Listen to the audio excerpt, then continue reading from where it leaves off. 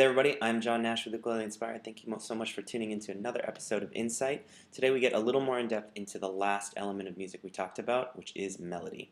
In our first Insight video, we defined melody as being a sequence of notes that's played one at a time in order to create a melodic phrase. So the notes that we use to form all these phrases actually come from a specific group or set of notes that belong to the key of whatever song we're playing. So if I'm playing a song in the key of C major,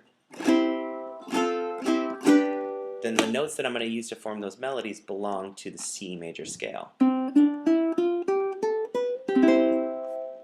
Let's use the song that we used in our last Insight video, Brown Eyed Girl, to take a little closer look at what's happening with our melody.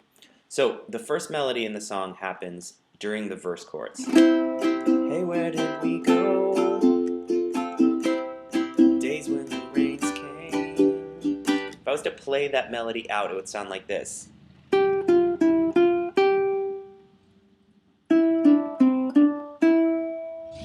If we look at the notes that we're using to make up that melody, we see that they're actually a part of the C major scale. We use the note G, F, E, F, and G, and then E, D, C, D, and E.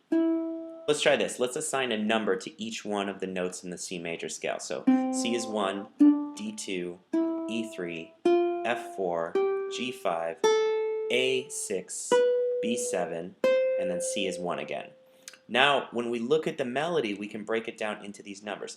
5, 4, 3, 4, 5, and then 3, 2, 1, 2, 3.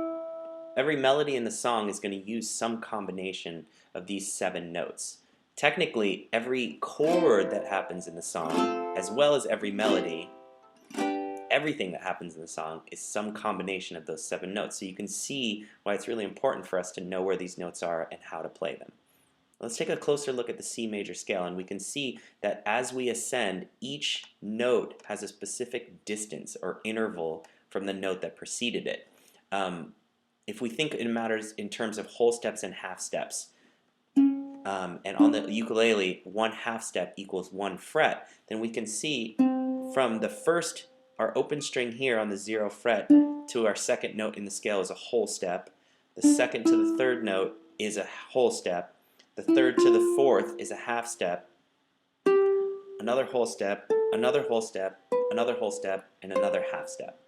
So that's the formula we need to form a major scale. We start at any note, and then we move up in those intervals. Whole step, half step, whole step, whole step, whole step, half step. I'm going to teach you a quick hand shape so that hopefully you can see this in a linear way down one string. What I'm going to do is I'm going to start at the open string, and then I'm going to move 1 whole step to my middle finger, 1 whole step to my ring finger, and then there's my half step between my ring finger and my pinky, and then I shift my pointer finger 1 whole step above where my pinky was, and I repeat the same pattern. I'll do it again. So there you have it, an easy hand shape that you can use to find a major scale in any position on the fretboard. If I wanted to find an F sharp major scale, I would just go to the note F sharp here on the E string on the 2nd fret and play that hand shape.